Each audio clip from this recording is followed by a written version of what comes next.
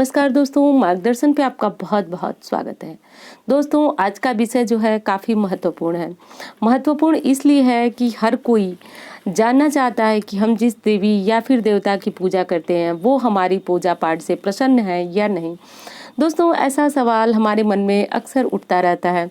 हम सोचते हैं कि हम जो भोग अर्पित कर रहे हैं, हम जो पूजा पाठ कर रहे हैं, हम जिसके निमित्त व्रत कर रहे हैं, तो फिर क्या वो व्रत, वो पूजा पाठ हमारे देवता तक पहुंच रही है या नहीं। अब दोस्तों, ऐसा सोचना क्या सही है, क्या गलत है, और ऐसा सोचना कहाँ तक सही है, फिर आज जो है आज की वीडियो इसी विषय पे है। दूसरी चीज़ दोस्तों, जब मैं अपने वीडियो में आपसे बोलती हूँ कि अपने इष्ट देव, तो बहुत सारे प्रश्न उस पे आ जाते हैं कि इष्ट देव को हम पहचाने कैसे, कि हमारे इष्ट देव कौन है। दोस्तों, स्वाभाविक सी बात ये है कि हम सभी के इष्ट देव होते ही हैं।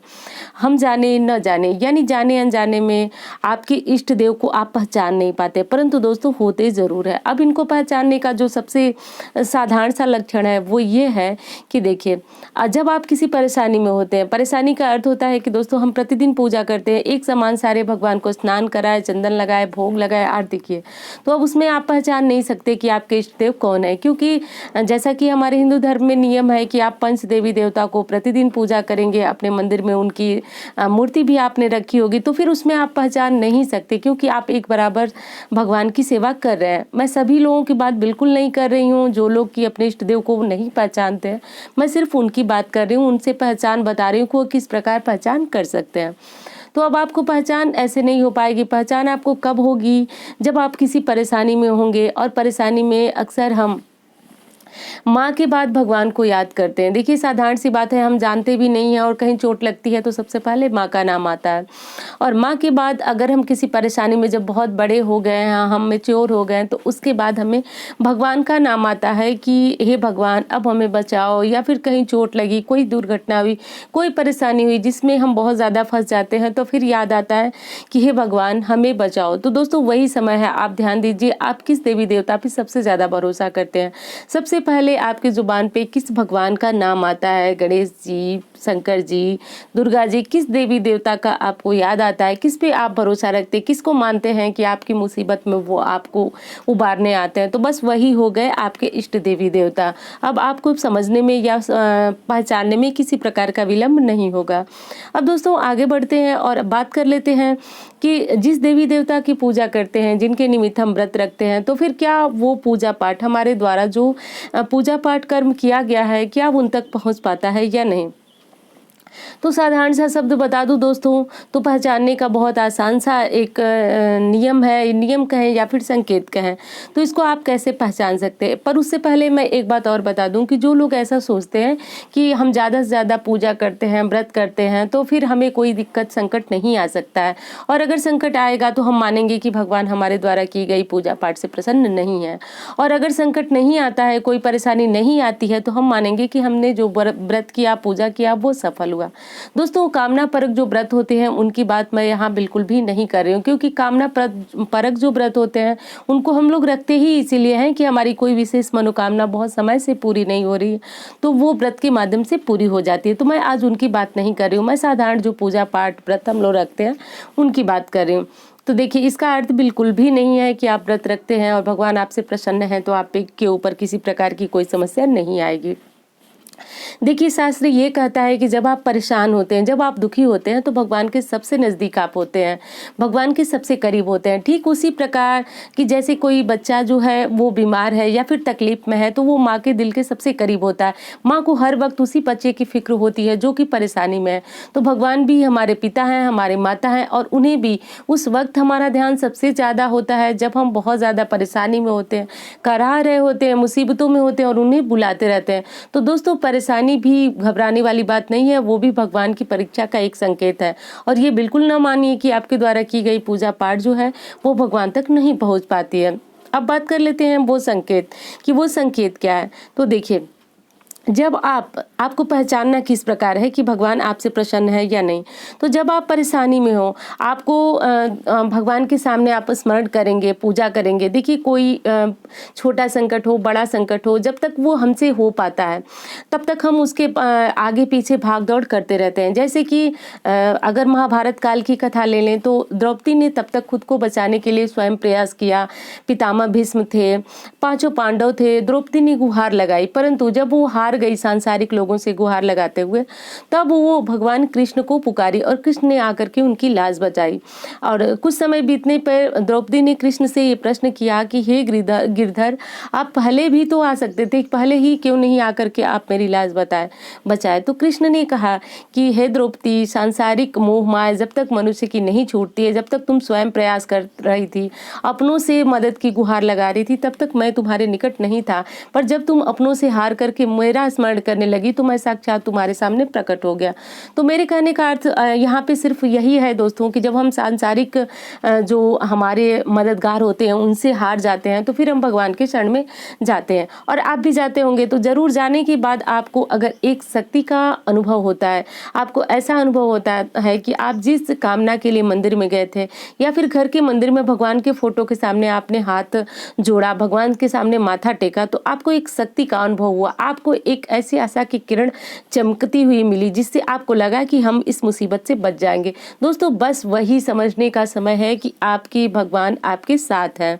तो ये एक बहुत सा अच्छा माध्यम है, आप भी समझ सकते हैं। दोस्तों मानव जीवन है तो हम परेशानियों से बच नहीं सकते हैं और परेशानियां आएंगी। आप निश्चित रूप से जब पूजा पाठ करते हैं तो भगवान के सामने जाएंगे, और अगर ऐसा होता है तो एक बहुत साधारण सा संकेत है। आप समझिए कि आपके देवी या देवता आपके साथ पूरी तरह से हैं। अब अगला संकेत ये है दोस्तों कि देखिए एक साधारण सी घटना बताती हूँ कि जब हमारे यहाँ पूर्णिमा की कथा, बहुत छोटे थे हम लोग, पूर्णिमा की कथा होती थी सत्यनारायण भगवान की। तो उस समय सत्यनारायण भगवान के भोजन के कथा के बाद भगवान को भोग लगाया जाता था। भोग जो है साधारण जो घर में खाना बनता था वही भोजन जो है भगवान को भोग लगाया जाता था। तो जब हम लोग छोटे थे तो इस रहस्य को नहीं समझता। उस दिन के भोजन में मानो अमृत था, ऐसा भोजन लगता था जैसे वो भोजन ही बहुत दिव्य है। तो और प्रतिदिन जो है उसी भोजन से, उसी राशन से भोजन बनता था, बनाने वाला वही, पर उस भोजन में वो स्वाद नहीं था। तो दोस्तों पूर्णिमा के दिन कथा के बाद जो भोजन होता था वो भगवान को प्रसाद चढ़ाया जाता था, इसलिए वो भोजन जो है वो दिव्य हो जाता था। तो एक साधारण सी समझने वाली बात यह है दोस्तों कि भगवान एक शक्ति है, वो कभी भी आपके सम्मुख नहीं आएंगे। अगर आप ग्रंथों को पढ़ें तो उसमें स्पष्ट रूप से लिखा गया है कि चाहे महादेव जी हों, चाहे माता जी हों, चाहे कोई अन्य देवी देवता, आपकी मदद के लिए वो स्वयं नहीं आते हैं। ना तो आपके भोजन को, भोग को ग्रहण करते हैं, वो भोग को ग्रहण जरूर करते हैं पर किस माध्यम से ग्रहण करते हैं? सुगंध के माध्यम से ग्रहण करते हैं। कलयुग के यही सब निशानियां हैं। तो इसमें आपको ये समझ सकते हैं कि आप जब भगवान को भोग लगाते हैं तो वो भोग आपके लिए अमृत तुल्य हो जाता है। तो अगर आपको इस प्रकार का स्वाद आता है कि आप अगर जैसे कि सुबह सुबह भगवान का पूजा कर रहे हैं और पूजा के बाद आपने जो भगवान को प्रसाद चढ़ा, उस प्रसाद को ग्रहण करने के बाद आपका मन शांत होता है, आपको ऐसी अनुभूति होती है कि आपने भगवान का जो भोग ग्रहण किया वो बहुत दिव्य था। तो बस यही संकेत है दोस्तों कि आप समझ सकते हैं कि भगवान जो है आपके सामने है। देखिए दोस्तों एक बात और बता दूं, मैं कोई ऐसा बिल्कुल ढोंग या झूठ आपसे नहीं कहूंगी कि अगर अगरबत्ती का धुआं आपकी तरफ जाता है तो फिर आप समझिए कि भगवान आपके साथ है। दोस्तों मैं बातें बिल्कुल शास्त्र की करती हूँ, और अगर आप मेरे साथ जुड़े हो तो निश्चित रूप से आप जानते होंगे कि मैं बातें जो है बिल्कुल तथ्यात्मक करती हूँ और शास्त्र की करती हूँ। ऐसा कहीं मैंने नहीं पढ़ा कि अगरबत्ती या भगवान को जो हम लोग धूप बत्ती लगाते हैं उसके धुएं से जुड़ा हुआ तर्क मैंने नहीं सुना। मैंने यही चीजें सुनी है और अपने गुरुवर के द्वारा जानी हूँ, और जो भी पढ़ी हूँ वही ज्ञान मैं आप तक देती हूँ और आप तक पहुँचाने की पूरी मेरी कोशिश रहती है। तो देखिए भोग में अंतर आ जाता है, यही पहचान है कि भगवान आपके भोग को ग्रहण करते हैं। और दोस्तों अगली चीज आपको बता दूं कि जब आप भगवान से प्रार्थना कर रहे हो, देखिए मैंने पहले ही कहा कि हमारा मानव जीवन है तो समस्याएं आती रहती हैं। जब भगवान श्री राम ने मानव जीवन लेकर के और समस्याओं का सामना किया, वो भी समस्याओं से नहीं बच सके, तो फिर हम तो बहुत साधारण तुच्छ से मानव हैं और हमारे ऊपर तो आए दिन कोई न कोई संकट आता ही रहता है। और जब संकट का समय आता है आप भगवान के सामने जाते हैं और कहते उसी भांति हैं जैसे एक आपका शुभचिंतक हो, आप उसे सारी बातें बता लेते हैं, आपका मन हल्का हो जाता है। ध्यान दीजिए देखिएगा आपके जीवन में भी कोई ऐसा होगा जिससे आप अपनी परेशानियां बांटते होंगे भगवान के बाद। तो देखिए उसी प्रकार आप भगवान से अगर परेशानियां आप बांटते हो, नहीं बांटते हो तो बांटना शुरू कर दीजिए दोस्तों। भगवान से बड़ा मददगार आपका कोई नहीं होगा, ये मेरी गारंटी है। आप करके ऐसा देखिए। तो मैं बात कर रही थी कि जब आप परेशानियां भगवान से कहें तो उसी समय आपका मन दोस्तों बिल्कुल हल्का हो जाता है। आपको लगता है कि आप अपने किसी शुभचिंतक से अपना दुख बांट लेते हैं।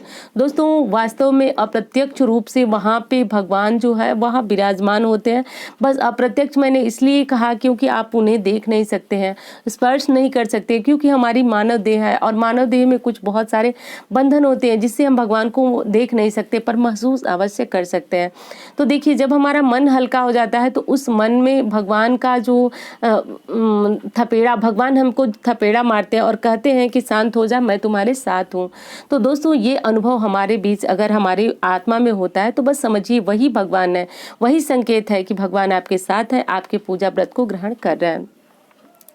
अगली चीज है कि जब कोई भी असह्य कष्ट हो, असह्य का मतलब दोस्तों आप समझ सकते हैं कि जब कोई भी असहनीय पीड़ा हो, कष्ट हो, कभी कभी बहुत ज़्यादा कर्ज हो गया, कभी कोई और संकट हो गया। जैसे बहुत सारे लोग एक सवाल करते हैं कि नौकरी नहीं मिल रही है तो फिर कोई ऐसे वो परीक्षा देते हैं जिसमें उनको पूरी तरह से पता होता है कि वो ज़रूर इसमें उत्तीर्ण कर जाएंगे, पर नहीं निकलता। उस समय होने लगती है बहुत ज़्यादा तकलीफ, असह्य कष्ट हो, कोई भी कष्ट हो, मेरे कहने का सिर्फ और सिर्फ यही मतलब है।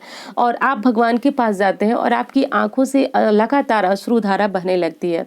अब दोस्तों इसका सिर्फ और सिर्फ यही मतलब है कि आप अंदर से निर्मल हो रहे हैं, आपका दुख हल्का हो रहा है, आपके कष्ट को भगवान सुन रहे हैं। देखिए साधारण यूं ही आप जब अपने किसी को देखते हैं, जब आप बहुत तकलीफ में होते हैं और कोई अपना आता है तो आपका मन जो है वो बहुत ज़्यादा और व्याकुल हो जाता है, आप उसके सामने रोने लगते हैं क्योंकि वो आपका अपना होता है। और अगर ऐसी अनुभूति आपको अपने मंदिर में, मूर्ति में या फिर अपने देवता के सामने वो अनुभूति, अपनापन वाली अनुभूति होती है तो बस समझिए कि भगवान आपसे जुड़े हुए हैं और आप भी उनके जुड़ाव को महसूस करें। और जिस दिन आपने ये जुड़ाव महसूस किया, बस समझिए भगवान आपके साथ अवश्य जुड़े हुए हैं। इसमें किसी प्रकार का संदेह आप मत कीजिए। और दोस्तों यही समझने का यही जो समझने का संकेत मैंने बताया, सिर्फ और सिर्फ आपको यही समझने का संकेत प्राप्त होगा। दोस्तों कारण ये है कि भगवान हमारे सामने, मैंने अभी बताया वीडियो में, फिर बता रही हूँ कि वो प्रत्यक्ष रूप में कभी नहीं आते हैं। हमारी परेशानियों से उबारने के लिए निश्चित रूप से वो किसी न किसी को भेजते हैं, पर वो सामने नहीं आते हैं। तो बस इन संकेतों को समझिए, मन को शांत रखिए और आपके द्वारा की गई पूजा पाठ भगवान तक पहुँच रही है या नहीं, आप इन नियमों से बहुत आसानी से जान सकते हैं। दोस्तों उम्मीद करती हूँ जानकारी आपको बहुत पसंद आएगी। मिलती हूँ इसी तरह की वीडियो के साथ। धन्यवाद।